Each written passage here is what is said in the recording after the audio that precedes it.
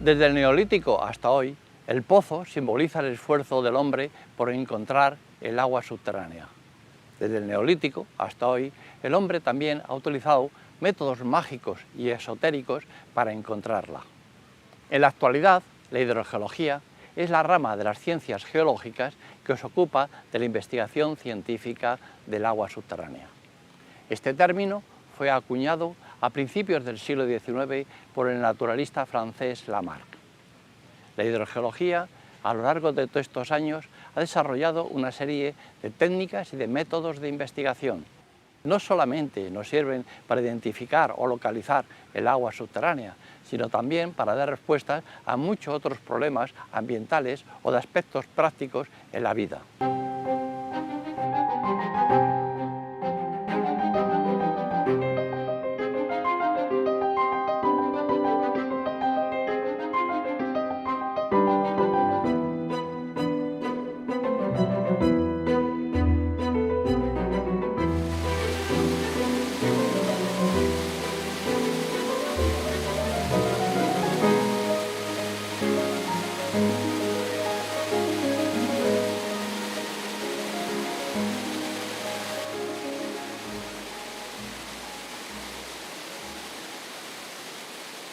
La memoria colectiva de todas las culturas está llena de relatos en los que, tras una intervención divina, directa o indirecta, brota agua saludable de la tierra.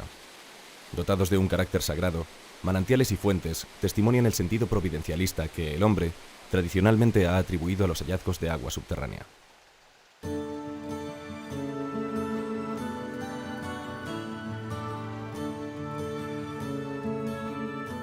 El agua ha sido siempre una manifestación, el hombre la entendía así, como una manifestación de los dioses, algo misterioso. No se sabía por qué brotaba tanta agua cuando no llovía muchas veces, en mitad del verano eran manantiales, tenemos manantiales muy caudalosos y eso era un misterio, no se conocía el funcionamiento del agua subterránea.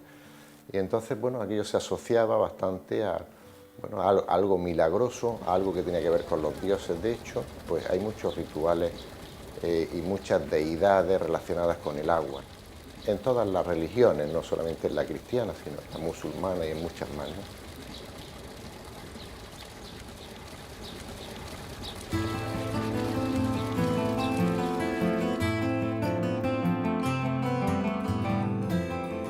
Aunque no existan documentos que atestiguen la existencia en la antigüedad de criterios de búsqueda de agua subterránea, los pozos testimonian la presencia de personas que desde la prehistoria, dotadas de intuición y de buena capacidad de observación, señalaban los puntos más propicios para encontrarla.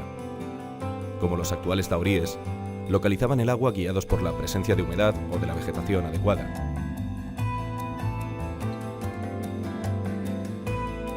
También mediante criterios mucho menos científicos, algunos de los cuales describe Teodoro Ardemans, quien a principios del siglo XVIII amplió el sistema de galerías subterráneas que abastecía Madrid, cuyos restos aún se conservan. Entre aquellos criterios, señala el arquitecto y fontanero de la corte, el tamaño de las hormigas y la condensación de agua durante la noche en un vellón de lana tendido sobre el terreno o en una vasija boca abajo, interpretándose la condensación de la humedad atmosférica como prueba de los efluvios del agua subterránea.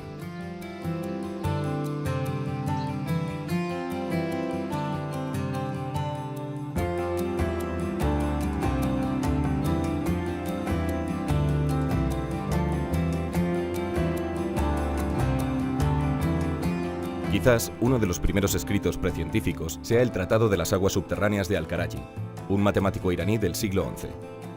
En él, junto con una detallada descripción de las técnicas de perforación de galerías, analiza las características del subsuelo por donde fluyen los cauces subterráneos, como su dureza, la mayor o menor presencia de arenas o la facilidad de su excavación.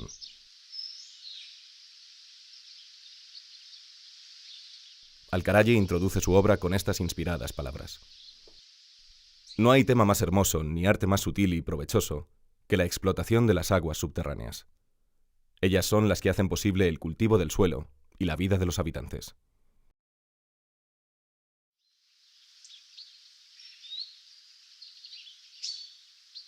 Afortunadamente hoy, con el desarrollo de la hidrogeología, contamos con métodos científicos para localizar y cuantificar el agua subterránea, para analizar su composición química y para conocer sus movimientos.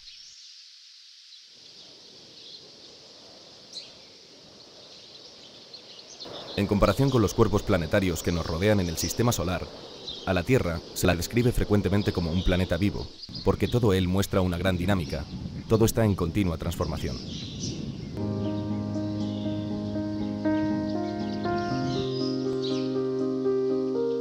El ciclo del agua es un ejemplo de ese estado de continuo movimiento, como lo es el ciclo de la vida, el de los elementos químicos, como el nitrógeno o el carbono, o el de las rocas que con tanta precisión conocen los geólogos.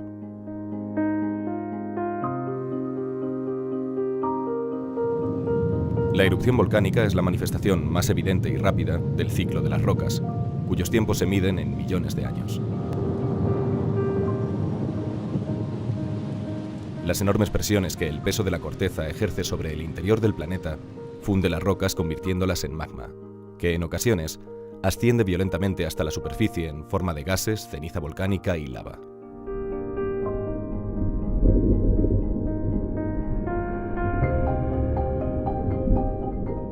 En contacto con la atmósfera o con el agua del mar, el magma se enfría y solidifica rápidamente, dando lugar a las rocas volcánicas, formadas de cristales minúsculos, cuyo exponente más conocido y abundante es el basalto. La mayor parte del magma no llega a la superficie. Se enfría lentamente y solidifica en grandes masas que los geólogos llaman rocas plutónicas, cuyo rasgo común son los cristales grandes de que están compuestas, apreciables a simple vista. Su exponente más abundante y conocido es el granito. Por su origen común del magma, las rocas plutónicas y las rocas volcánicas reciben el nombre de rocas ígneas, formando uno de los 3 grandes grupos de rocas existentes en el planeta.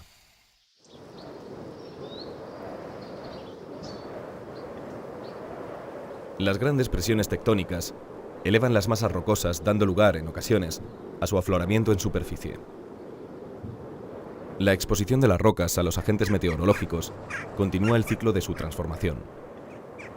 La erosión y la fragmentación permitirán que el viento y la lluvia arrastren los trozos más pequeños que arroyos y ríos terminarán por depositar en los grandes valles o en el fondo del mar, rellenando lentamente las cuencas de sedimentación.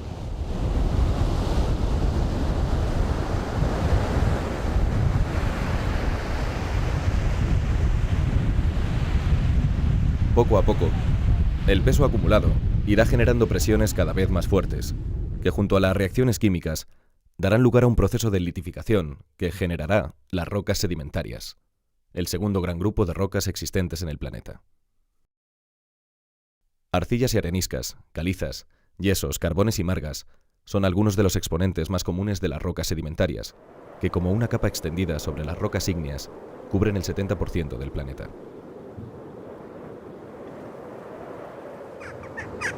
Y el ciclo continúa. La acumulación de nuevos materiales irá hundiendo cada vez más las rocas sedimentarias, generando presiones y calor que terminarán por transformarlas en rocas metamórficas.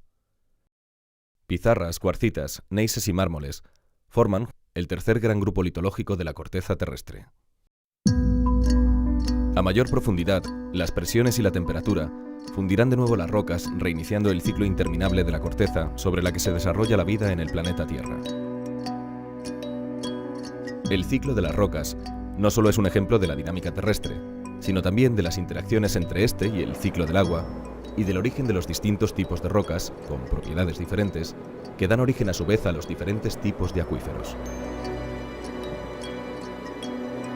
El primer paso del hidrogeólogo en su investigación es identificar las características hidráulicas del cuerpo rocoso, su porosidad y permeabilidad, determinar la superficie del afloramiento, el espesor con que aparece y la forma o geometría que tiene el conjunto.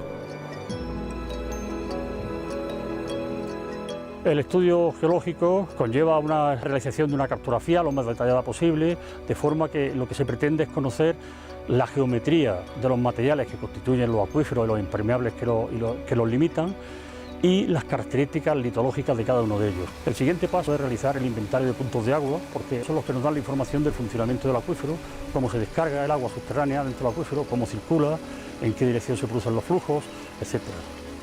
A partir de la cartografía geológica y con los datos aportados por el inventario de puntos de agua, se confecciona el mapa hidrogeológico en el que se definen los diferentes niveles según sus permeabilidades y se empieza a definir lo que es el acuífero con sus límites. Se definen aquellos puntos de interés para establecer las redes de control. A partir de los datos que aportan estas redes de control, su seguimiento a lo largo de un tiempo determinado, junto con toda la información estructural, geometría, etcétera, llegamos a confeccionar lo que sería el modelo conceptual de flujo.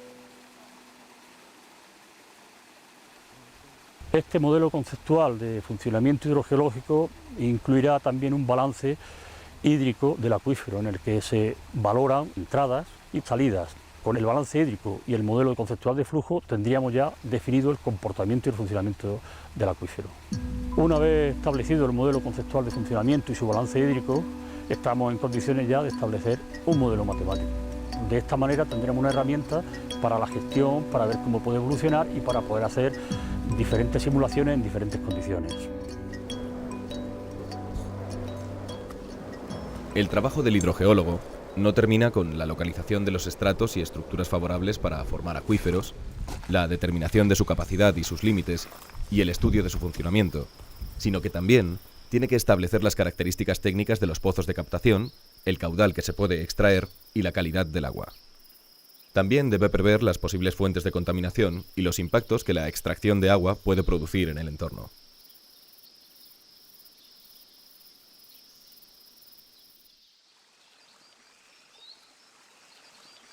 Este es básicamente el procedimiento normal de la investigación hidrogeológica, adaptable a todo tipo de acuíferos.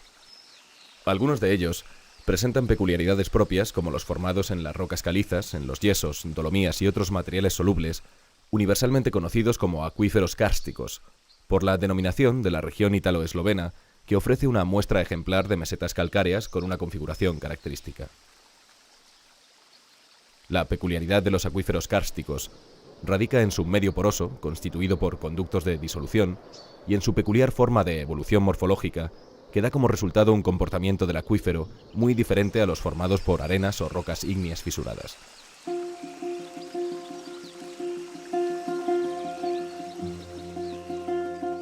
Los acuíferos kársticos constituyen aproximadamente el 12-15% de la superficie terrestre. Son, por tanto, un tipo de acuíferos muy abundantes en el planeta. De ellos se abastece aproximadamente un cuarto de la población mundial. Ciudades como Viena o Roma se han abastecido históricamente de este tipo de medios y actualmente un tercio de Europa está cubierta por materiales kársticos, de los cuales se extrae agua para distintos usos. En la península ibérica, los macizos kársticos ocupan casi la tercera parte del territorio, abundando fundamentalmente en la mitad oriental. Su peculiaridad procede del estar formados fundamentalmente por rocas calizas que se disuelven con el agua.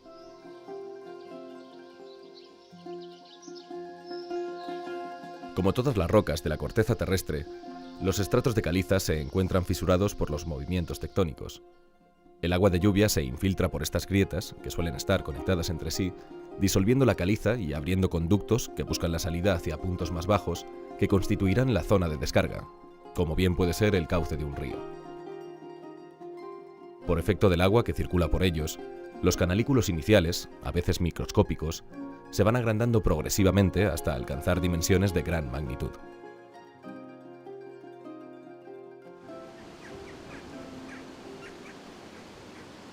La erosión participa activamente en la formación del karst, al hacer cada vez más profunda la zona de descarga, de manera que el nivel freático desciende dejando por encima de él, como fruto de la disolución de los materiales calizos, grandes conductos y cavernas que suelen formar una intrincada red y pueden constituir una atracción turística por sus bellas y sorprendentes formas.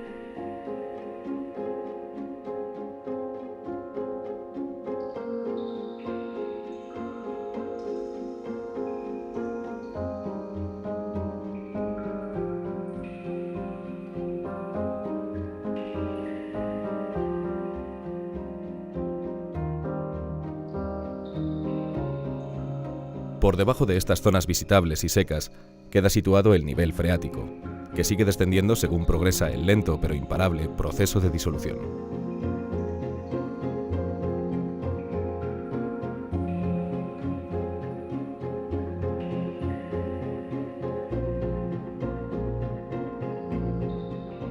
Desde el punto de vista científico, el karst presenta también algunas singularidades muy importantes. Por ejemplo, las cavidades pueden ser consideradas como auténticos archivos paleoambientales. En ellas existen depósitos, como pueden ser los espeleotemas, las conocidas estalactitas, estalagmitas, que conservan información de las condiciones en que se formaron. Por ejemplo, la precipitación, la lluvia, la temperatura, en definitiva, el clima del pasado.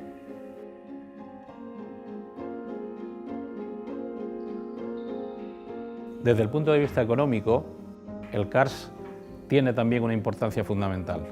Las aguas kársticas, por ejemplo, sirven de abastecimiento para una parte muy importante de la población española.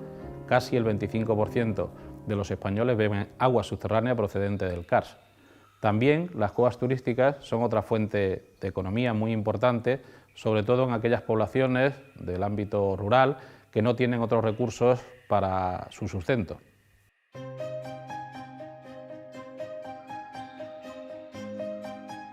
El ciclo de karstificación termina cuando el nivel freático llega al final de los estratos de calizas.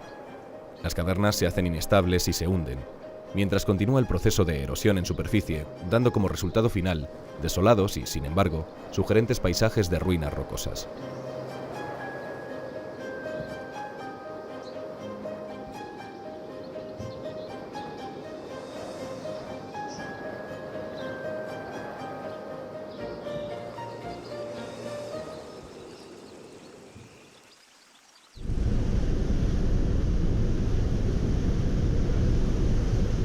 Desde la superficie, la observación científica del subsuelo se ha hecho posible, sobre todo a partir de la segunda mitad del siglo XX, con el desarrollo de las llamadas técnicas geofísicas, un conjunto de métodos que consisten, fundamentalmente, en medir una serie de parámetros físicos y, a partir de la interpretación y procesado de los datos, deducir la estructura y propiedades del subsuelo.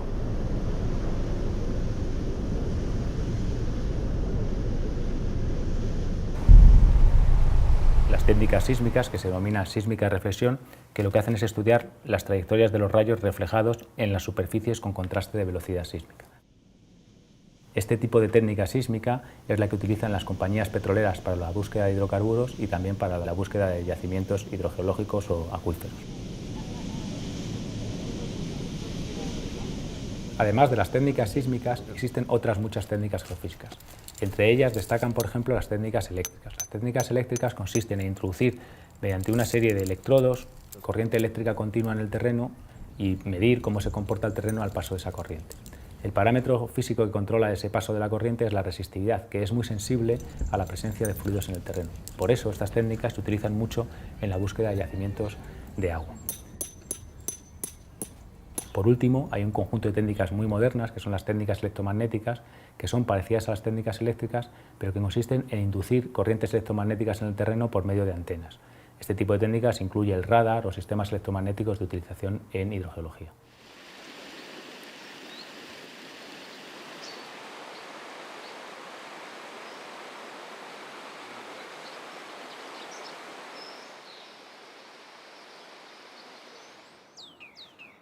Los trabajos del hidrogeólogo y del geofísico en superficie determinan la ubicación y dimensiones del acuífero, la cantidad de agua que contiene y, si no se trata de un acuífero confinado, las zonas de recarga, es decir, por donde entra dicha agua, y los puntos de salida, las zonas de descarga. Pero además, el hidrogeólogo aplica hoy avanzadas técnicas geoquímicas que le ayudan a identificar sobre el terreno los elementos disueltos en el agua o la contaminación que pueda sufrir. Para ello se utilizan los piezómetros, perforaciones que llegan hasta el nivel freático y que, estratégicamente distribuidas en el terreno, sirven como red de control de un acuífero.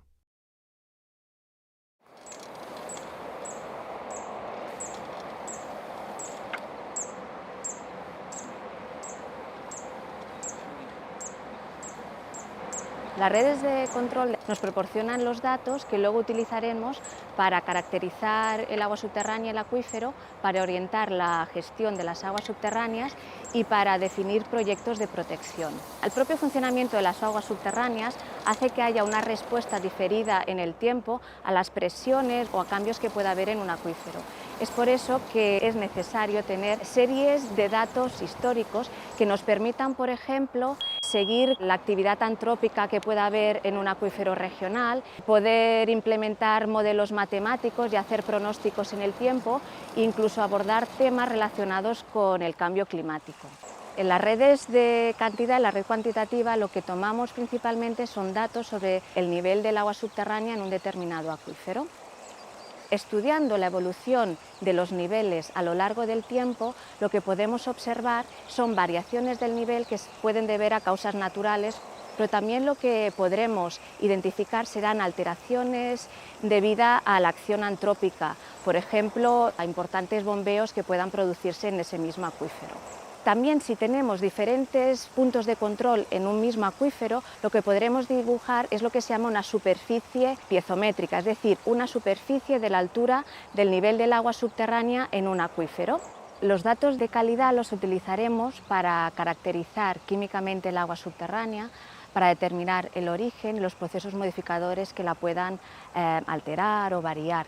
También la utilizaremos para identificar los riesgos que puedan haber sobre el acuífero y también para mejorar el modelo conceptual y cuantificar flujos.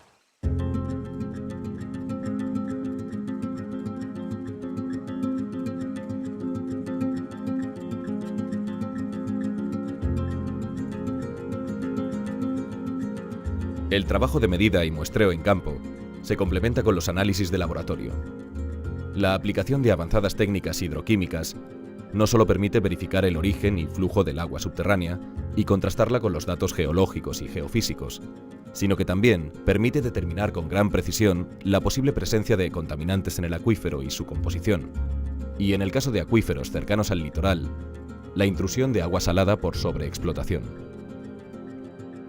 Los procesos de laboratorio son determinantes a la hora de adoptar medidas de protección y de correcta gestión de ese imprescindible recurso subterráneo que llamamos agua invisible.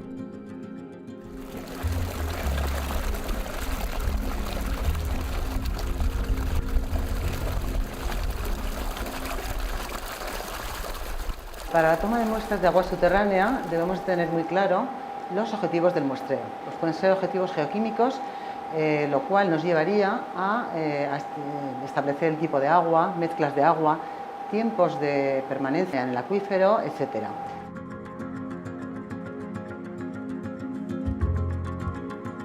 Un segundo objetivo sería estudio de la calidad del agua en función de su uso. Y por último, el tercer objetivo sería estudio de la contaminación del agua derivada de actividades antrópicas en el entorno de las captaciones donde hemos tomado la muestra. En este sentido, tenemos que diferenciar, por una parte, aquellos contaminantes, como es el caso del nitrógeno y fósforo, que pueden derivarse de uso de fertilizantes. Por otro lado, está el tema de la contaminación por metales pesados, como pueden ser, estaríamos hablando del arsénico, el cromo, el cadmio, etc. Y por otra parte, microcontaminantes orgánicos, y digo micro porque los obtenemos hasta en cantidades de partes por trillón, es decir, pequeñísimas. Y estaríamos hablando de todos los compuestos orgánicos, pesticidas, trialometanos, pero también no hay que olvidar que estamos hablando de los emergentes, que son derivados de los fármacos, de las drogas de uso, en general derivados de toda la farmacología que usamos a diario los humanos. Estamos teniendo los emergentes porque se ha visto que en el agua superficial está saliendo muchos contaminantes de este tipo, derivados de vertidos procedentes de zonas hospitalarias o incluso urbanas. Y queremos garantizar que el agua subterránea no existen este tipo de contaminantes y por eso estamos procediendo a su realización.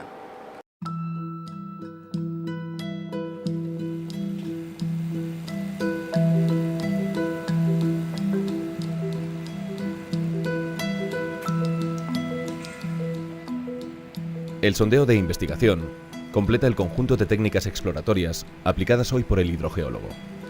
Sin duda, el sondeo es la operación más costosa de las descritas hasta ahora y sirve para comprobar la exactitud de todos los trabajos anteriores.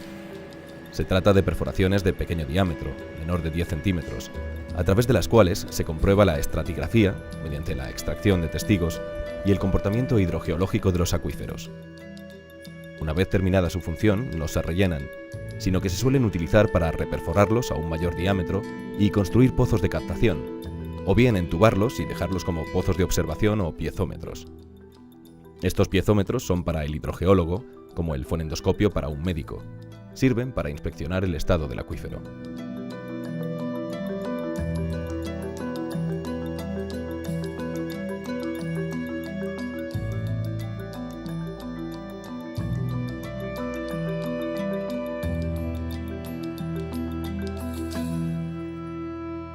Esta rápida visión del trabajo del hidrogeólogo nos permite apreciar que la hidrogeología es una ciencia sólidamente asentada, con una serie de principios y de técnicas ampliamente desarrolladas para permitirnos un conocimiento bastante profundo de los acuíferos para su mejor gestión y aprovechamiento.